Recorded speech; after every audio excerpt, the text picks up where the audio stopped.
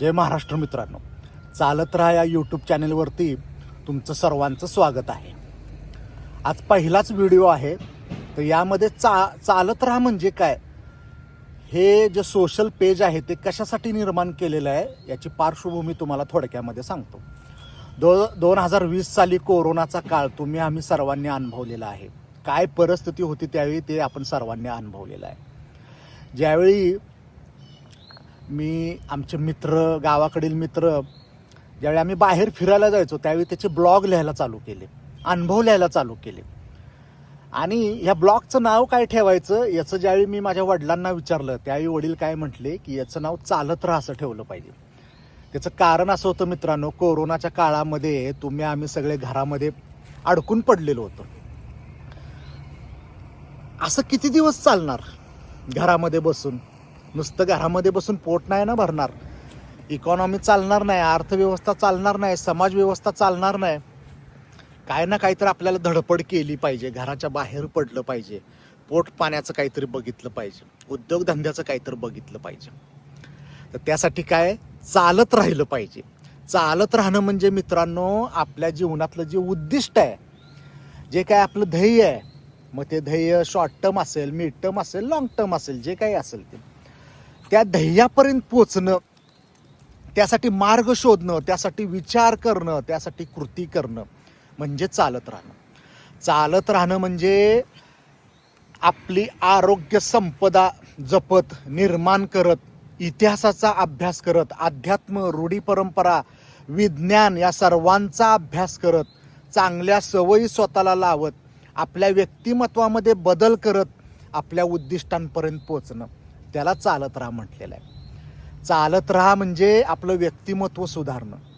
दिवसेंदिवस ते व्यक्तिमत्व सुधारत नाहीचं. उद्दिष्ट प्राप्तीपर्यंत पोचलं पाहिजे. एखादं उद्दिष्ट असेल ना मित्रांनो, तुम्हाला आणि मला, समजा मला 10 कोटी कमवायचे. 10 कोटी कमवण्यासाठी तसे विचार निर्माण झाले पाहिजेत ना, तसं व्यक्तिमत्व आपल्याला घडवावं लागेल ना, आणि मग तिथं पोचेल. 10 कोटी कमवल्यानंतर व्यक्तिमत्व घडवायचं नसतं, नाहीतर पैसे निघून जाणार. 10 कोटी कमवण्यासाठी जे काय आपलं उद्दिष्ट असेल कोणतंही, मी फक्त उदाहरण दिलं या ठिकाणी, ते उद्दिष्ट प्राप्त होण्यासाठी व्यक्तिमत्व पण तसं घडवत जावं लागतं. त्या प्रवासामध्ये आपलं व्यक्तिमत्व घडवावं लागतं.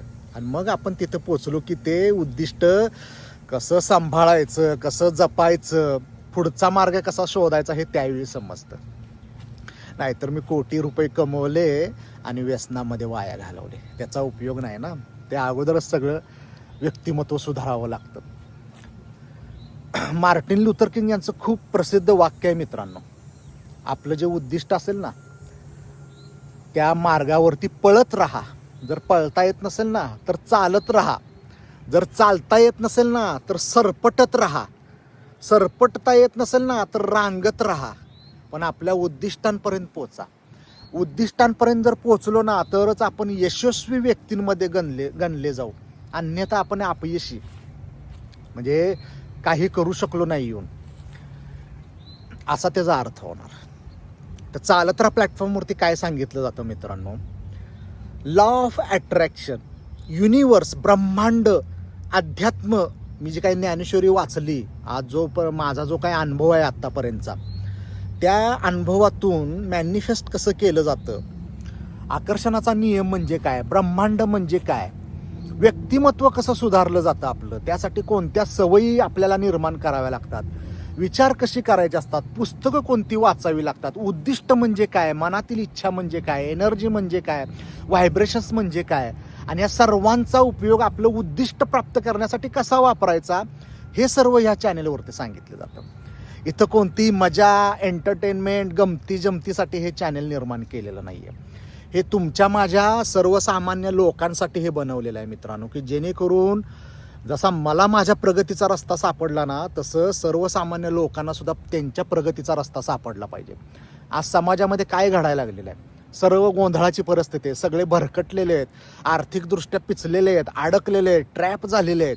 यातून बाहेर कसं पडायचं, यातून बाहेर पडण्यासाठी आपला मार्ग मित्रांनो आपल्याला स्वतःला शोधावा लागेल. पण तो शोधण्यासाठी काय करावं लागतं ते ह्या चालत राहा पेजवरती सांगितलं जातं.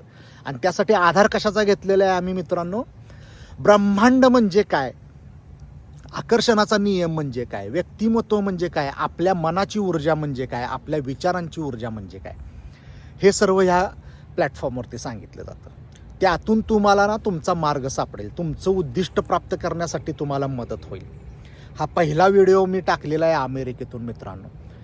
42व्या वर्षी मी माझं यूट्यूब चॅनेल चालू केलेलं आहे, अनुभवाच्या जोरावरती चालू केलेलं आहे. आणि एक मित्रांनो लक्षात घ्या, इथं जे विचार मांडले जातात ना, ते माझा जितका अनुभव आहे, माझं जितकं वाचन आहे किंवा मला ज्या गोष्टी माहिती आहेत त्या आधारे मांडलेलं आहे.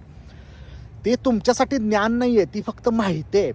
पण ह्या माहितीचा वापर सोबत तुमचं ज्ञान, सोबत तुमचा अनुभव, तुमचे विचार या सर्वांचा मिलाफ करून तुम्ही स्वतःला कसं पुढे गेलं पाहिजे हे तुम्ही ठरवा. आणि त्यातून काय होईल की तुम्हाला तुमच्या मार्गावरती कसं पुढं जात राहिलं पाहिजे ते समजेल. त्यासाठी या चालत राहायचा एक माहिती म्हणून फक्त वापर करा, त्याला सल्ला किंवा मार्गदर्शन असं समजू नका.